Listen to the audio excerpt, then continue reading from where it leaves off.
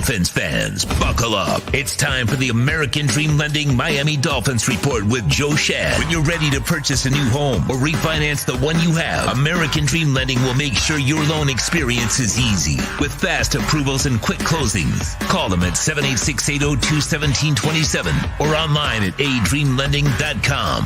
Here's Joe Schad with today's edition of the American Dream Lending Report. There we go. There he is, the man, the myth, the let. You were tripping me out, bro. You were like sideways. Well, I'm trying to figure it out. Yeah, like down. Yeah. How you doing, brother? You doing all right? Everything is awesome, man. It's good to see you. Good to see you, my friend. And it's good to get football like officially started today. College, which obviously you did a lot of coverage of college football with your time at ESPN. Do we give our Canes any chance today? I mean, Joe, I'm just going into this game praying that they can be competitive. I don't even expect them to win. I just want, keep it within 20 or something, dude. How sad is that? But where do you stand on all of this? Yeah, I mean, I've seen Alabama hammer non-conference opponents time after time after time, really talented teams. I mean, you give Nick Saban an entire offseason to prepare, and that's usually bad news. You know, his staff is kind of similar to the Dolphins staff in terms of the amount of time that they put into preparing for the opponent. And of course, at Alabama, they have more former Division 1A head coaches as interns. It's almost unfair. You know, I'm sure they have in-depth scouting reports on the Canes' third-string left tackle. Oh, God. Man, and let me tell you, the offensive line is going to definitely be an enormous key to the game today. They've got all that experience. They better come through and protect King too, because he's coming off that knee surgery. All right, so let's get into a little Dolphins. You had the article about the 10 underrated players. Would Jakeem Grant fill that list? Because I almost think that he's the best returner in Dolphin history, yet everybody wanted him either traded or cut because he's not a good receiver. We all know that. He's an elite returner, but not a good receiver. Wouldn't Jakeem Grant be also one of those guys that's underrated? Because I don't think people appreciate enough, or some people don't appreciate enough, what he brings to the special team side and how he is just an absolutely valuable weapon at that point. Yeah, man, it's a very interesting point. I didn't think of including Jakeem Grant. I didn't include Jakeem Grant. I included guys like Zach Sealer, Andrew Van Ginkel, Myles Gaskin. You can check out the article on the Palm Beach Post Sports website. And but, you know, if Jakeem was just a returner and always a returner, he would be considered an amazing success story, a guy who was drafted in the 5th or 6th round, who becomes one of the top punt returners in the NFL. He's got a great personality. He's exciting. He's fast. He's a great returner. It's a very interesting point. And, you know, he's probably not going to have to play receiver for the Dolphins this year. And the only thing is, if Jalen Waddle ends up returning punts, could Jakeem Grant actually be a scratch? I don't think so. No. I don't think that will happen. I think he's too valuable, and you're able to protect Jalen Waddle's health a little bit too. By the way, I've used this example. Hardeman Hill for Kansas City. That's the way you got to do it. Jakeem's Hardeman the entire time. You're full-time returner, but late in the half, you're down by 3, down by 7. Late in the fourth quarter, you're down by 7. Yo, Jalen, we need a little juice. Get your ass out there. And, you know, he's the bigger player. He probably can break a couple more tackles than Jakeem. So you use him occasionally like they do with Tyreek Hill. Like Deion Sanders. Deion Sanders was a full-time returner in the first year or two. After that, they had a returner, but then when they needed that extra juice, they'd send Deion in to return. I think that's how you use Jalen Waddle, the Tyreek Hill and the Deion Sanders way.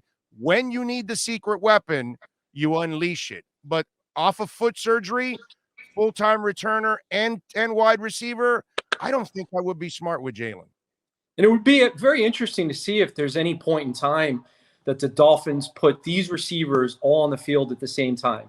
Will Fuller, Jalen Waddle, Albert Wilson, Jakeem Grant. And one of my best memories since returning to the Dolphins beat, Big O, is Albert Wilson and Jakeem Grant high-fiving on their way into the end zone in 2018. That was a a terrific memory.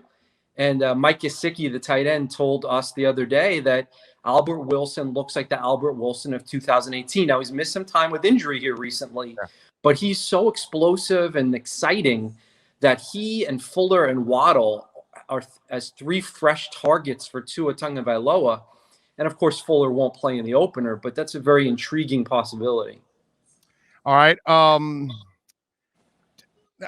You and I were talking about this whole Watson situation, and just to kind of follow it up and put a bow on it. And I know that people have been talking about, connections between the Dolphins or anybody else with the Texans.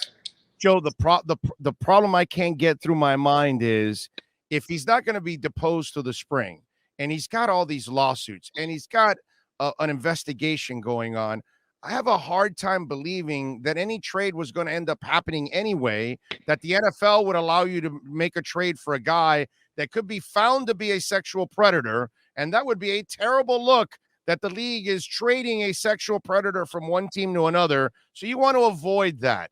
So, and I would think these teams have more of the information that you and I do about the legal issues. This is where I have a hard time believing that there was any kind of offer now. I believe initially months ago, I could see where there was some conversation. But now recently, the last couple weeks, last month, what have you been able to unearth out of all of that? Because that's the part I have a hard time comprehending. How do you trade for a person at this point when everything, his entire life, is in the balance? I don't know if the Miami Dolphins had an offer still on the table for Deshaun Watson, say, a week ago. I don't know. But it wouldn't surprise me, because the Dolphins are an organization, like most smart organizations, that try to leverage plays and capitalize on value. And you're obviously not going to give up 3 first-round draft picks for Deshaun Watson at this time, but what if it was 2? What if you can acquire Deshaun Watson? What if you know the NFL isn't going to stop the trade? And now I'm not saying I would do this, but the Dolphins perhaps would see the great value in giving up 2 ones, even if you know you're not going to have Deshaun Watson for the first 8 games of the year, or perhaps the entire season. You could still, if Tua Tagovailoa turns out to be what you hope he is, turn around and trade Deshaun Watson. So my opinion has been that it's not worth the downside of the stress, the negativity, the toxicity, the controversy, the drama, the negativity, the potential negative impact on Tua Tagovailoa's psyche. And so I'm sort of glad that we've reached this point where it's pretty clear that the Dolphins will not be acquiring Deshaun Watson anytime soon. I'm looking forward to seeing what Tua can do. And I wrote a really long article about Tua's leadership skills. And Big O, we know that he doesn't have Justin Herbert's arm, and he's probably never going to be the player that Joe Burrow will be if Burrow stays healthy. But this guy has the it factor, man. He's got the intangibles. He's, we can go over and over and over the poise and the accuracy, but really the biggest reason the Dolphins picked this guy is because of the it factor.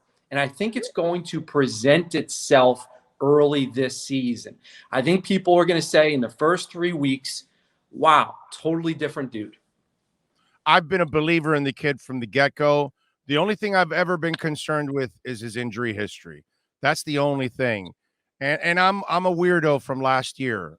I was incredibly impressed by his season last year.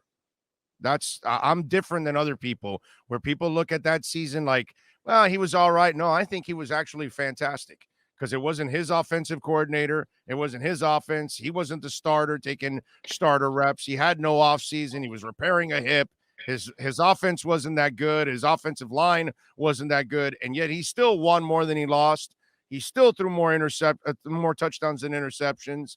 He still had some pretty damn good performances overall. He did okay. Big O, it's kind of like when you go bowling with they put the foam pads and the gutters there to make sure you don't throw any gutter balls, and it bounces off the foam and you get a strike, and you're kind of like, yay, I got a strike. Well, yeah, but I mean, that's terrible. No, what I'm saying is that all it was like rollouts, slants, and screens.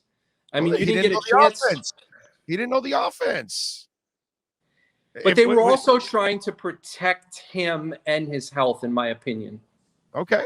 All right. and I don't think we blame him for that, right? Right? I mean, I think You that's know, kind of I personally, by the way, I was the guy that was saying, don't play his ass till late in the season when you're out of it and all that. Play him in the last month, 5 weeks, so he's a year removed from the surgery finally, and maybe I didn't like him starting the season already on the roster. I wasn't a fan of that because you and I know Joe, and he knows he wasn't healthy last year. Hell, even Flores mentioned it early in training camp that that it's a different guy now because he said he was healthy and everything. Something you couldn't really say last year about Tua. I am really looking forward to seeing what he's going to do, and I think it's going to be a lot more creative, a lot more dynamic, a lot more interesting, a lot more fun. I think you're going to see varied tempos. I think you're going to see more motion. I think you're going to see more shifts. I think you're going to see quick passing. I think you're going to see medium passing. I think you're going to see deep passing. I think you're going to see slant, quick out, end around, screen, deep pass, run, deep pass. I think it's going to be a nice blend, a way more interesting offense to watch, and the ability to put up a lot more yards and a lot more points. I was thinking about this in the shower earlier today, Big O. That's where I come up with most of my brilliant thoughts. There you go. Here's one for you. Tell me if you agree with this. Would you sign on the dotted line for this right now? We're going to go Tua Tagovailoa. We're going to go top 14 in the NFL in passer rating, top 14 in passer yards, and top 14 in passing touchdowns. Would you sign on the dotted line for that right now? That's money in the bank. That's definitely going to happen. He's going to throw 30 plus this year. Wow. Money in the bank on those three categories. I have all the faith in the world in this kid. I do, as a player, because I think he's a player. I think he's going to be one of the more creative dudes back there that when, for me, the sign of a real quarterback, it's not that you can deliver the ball and you can be a game manager all the time and all that. It's when chaos happens. And that's one of the things that I loved about what I saw from Reed Sinnett the other night, that he got rushed and blitzed all over the place. And the kid was a calm, cool customer moving around. And I think, and we've seen that from Tua, that he's been able to move around and keep his eyes above and never flustered. And I think he's going to be one of those guys that has that moxie back there, that he's going to continue to make plays and buy his team time. And those, I mean, that Saban used to get pissed off that was why he got injured, that he would buy himself so much time and waited every last moment to make a play. And that's where his injuries came from at times. But I think that's his nature. And I think people have forgotten that. And I think they're going to relive it now with the Dolphins. And they're going to go, wow, this guy's incredibly smart. This guy has great awareness back there. And when you have that awareness, you're going to buy yourself so much more time and you're going to make so much more plays. If everything has to be scripted perfectly and you can't hit it when you drop back on your third step and you deliver and that play isn't there and you're like, oh, now I got to ad lib, and that's a problem. That happens to a lot of quarterbacks. He's got a good sense. He's got a good sense of awareness in the pocket. It's something Ryan Fitzpatrick was really good at. He was one of the best in the NFL at avoiding sacks that should have occurred when guys were constantly being run at. This is a little bit of an underrated talking point here. Austin Jackson is a huge key to Tua Tagovailoa's success or lack thereof. I mean, Tua Tagovailoa can only step up into the pocket, climb the pocket, avoid a guy, avoid another guy, roll out, spin around so many times. Austin Jackson, who is a very athletic guy and a very nice guy and a high draft pick, needs to live up to his status soon because he has struggled in the preseason here. He has struggled. He needs to be better. And he would tell you that. He's a candid guy. He's a straight up guy. He's got all the tools needed. The size, the arms, the feet. He just needs to put it all together soon. Let me ask you something. How concerned should we be when you look at the wide receiving core? Okay, I love the wide receiving core. There's a lot of talent there. But Parker, Wilson, Fuller, Waddle, and even Grant to a certain extent. It's a lot of injuries there. There's a lot of guys there that have had injuries throughout their careers. I'm not going to call Waddle a career injury guy, but he is coming off a foot surgery. And we've seen Jakeem, if you're forced to use him as a wide receiver a lot, he will wear down also in the process. How concerned are you that there is a large injury history right now with the majority of their wide receivers? It's always a concern. I mean, guys who get hurt. It doesn't stop. It doesn't matter what sport it is, basketball, baseball, football. Guys who get hurt. So these guys are going to get hurt. The Dolphins are going to have to look for a little bit of luck and hope that, okay, between Parker, Wilson, Fuller, and Waddle, that the majority of the games this year, so at least 9 of them, at least 3 of them are available. So write that down. 9 games or more, 3 of the 4 available. Would you sign up for that right now? Maybe. Yeah, but if you're going to make the playoffs, I think you're going to need them to be healthier for more than that. I think, if you're going to get to the playoffs, that's what I'm saying. Yeah, and by the way, in a column that I'll be publishing tomorrow on the Palm Beach Post's website as part of our preseason preview section, I'm going to call for the Dolphins to not only make the playoffs, but win their first playoff game after 20 years of misery. So I am predicting that the Dolphins will win 11 games and win their first playoff game after 20 years of being in the same clubhouse as the Detroit Lions and the Cincinnati Bengals. See, I knew that it was going to be a great thing to add you to the show and be a part of the family here, because you and I think alike here. I got him winning 11 games, maybe even 12, and winning 1 game in the playoffs. I'm with you all the way. I think this is an underrated team.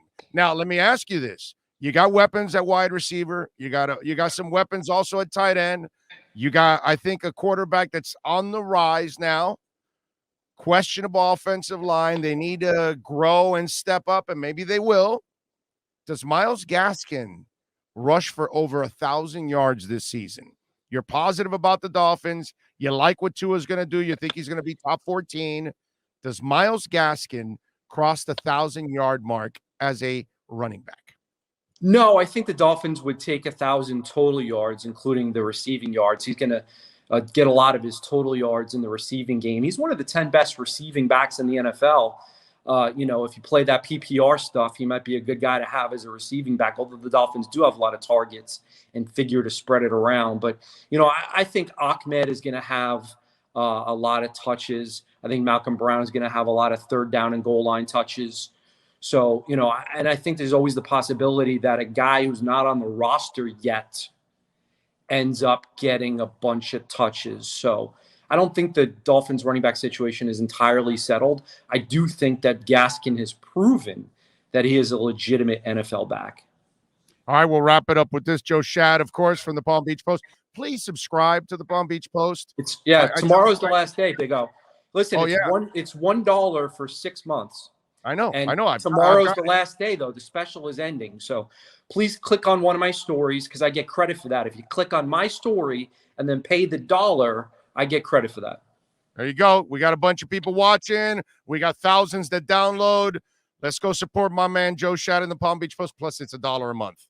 What a joke that is. And you get great Dolphin coverage there. And you would not get that article. You got to be a subscriber to get that article that I read of yours. That was the top 10. The top 10 was a subscriber one. So, that proves to you that I'm subscribing. So, anyway. Thanks for the $1, Big O. Hey, man, every dollar counts, bro. Every dollar counts. I don't know if this is planned, Joe, but I talked a little bit about this. And if it's planned, then Chris Greer is an evil genius, or maybe a winning genius, or just a genius, period. Gesicki needs a new deal. Got to be motivated. Ogba needs a new deal. Got to be motivated. Jakeem Grant got his deal cut down to 1 year. Motivated. Fuller signed a 1-year deal because nobody will give him a long-term. Got to stay healthy. Got to stay on the field if he wants to get that long-term contract. Tua been dissed by people left and right. He can say whatever he wants. He hears the rumbling. He should be motivated. Gaskin, a guy that still, he watches them, try to claim running backs, bring in other running backs. He's got to be motivated. Preston Williams, 2 straight years, frustrations with the injuries. The kid is supremely blessed with talent. Can he put it together? Got to be motivated. O-line, much maligned. And a lot of people don't believe in this O-line or they've given up. They've got to be motivated. X-Man, they gave him his money for 1 year. Next year, you and I know this shit starts again because he only gets $12 million, so he's going to want more money. But the only way he does that is if he kicks ass again and stays healthy. That will help him get more money, so he should be motivated. There's a lot of motivation, self-motivation for a lot of these guys that could end up benefiting team results. Agree or disagree? Yeah, this is right in Brian Flores' wheelhouse. You know, The Athletic, which is a good sports app, but they don't have a Dolphins reporter. So I don't know if I'm going to hold on to my subscription. I might just buy an extra subscription to the Palm Beach Post. They don't even have a Dolphins writer. They said the Dolphins aren't in the top 10 in the AFC. And so I'm sure that Brian Flores and his team of trusted advisors in the circle of trust, that they have worked up one of those screenshots and put that in a meeting there. They say you suck. They say you suck. And that's right in Flo's wheelhouse. I didn't think he was going to be able to do it this year. They're going to forget the Joe Schad playoff prediction. They're just going to go with the Athletic screen grab. Yeah, no, it's remember, it's boring to talk positive stuff or write positive stuff. You got to find the dirt or the negativity. That's what gets the clicks, dude. That's what it's all about in this world, man. You know what I'm saying? It's you have the great steak. You rarely pull over the maitre d' and say, hey, can you go tell the chef this was the best steak I've ever had in my life? But if it's undercooked or there's a hair in your soup, boy, they're going to hear from your ass, right? So that's just the way this world is. I'm right? the guy who sends the compliments to the chef, Big O. You should know that. I worked in a restaurant for many years. My family had some Italian restaurants. I'm not Italian, but Italian people in my family had restaurants in New York. And so I have great respect for those who work in the kitchen, run the food, and serve the food as well. Well, you have our respect, and I'm sure the Dolphin Nation is very happy with your prediction for the playoffs and a win in the playoffs, which is a beautiful thing. Now, everybody that's listening, get your asses over to the Palm Beach Post, click one of Joe Schad's articles, subscribe. It's $1 a month. You can lock it in for the football season. For a couple of bucks, you'll have his coverage, which is exceptional. And Hal Habit, too, helps out also with the Dolphin Wiley coverage. veteran. There's a lot of turnover on the Dolphins staff, Dolphins media core, but with Joe and Hal, we certainly have plenty of experience. It's mostly Hal. Yeah. Well, no, you this is your second go around. You got plenty. You got plenty of experience, dog. All right. Hey, enjoy your weekend, my man. We'll talk early next week, and we'll have some fun as we get ready for the regular season, baby. Appreciate it. Thanks, Big O. Be well. You got it. There you go. The great Joe Schad, baby. Got to love it. Joining us here with the American Dream Lending Miami Dolphins weekly reports. And you will catch Joe Schad twice a week here on the show. How about that? What show gives you Joe Schad twice a week, Alan Poupart twice a week, Omar Kelly twice a week, and yours truly every single day, 6 days a week? Wall to wall, baby. Nobody gives you better Dolphins coverage than right here on the Big O Radio Show, baby. Love it. Love it. It's good stuff by Joe Schad. Getting it done with the American Dream Lending Miami Dolphins weekly report. When you're ready to purchase a new home or refinance the one you have, American Dream Lending will make sure your loan experience is easy with fast approvals and quick closings. With many loan programs and competitive rates, now is the time to turn your dreams into reality. Ask about special financing for veterans. They never charge an application fee, and you will work directly with one of their experienced loan professionals. Stop dreaming and contact American Dream Lending today. 786-802-1727 or online at adreamlending.com.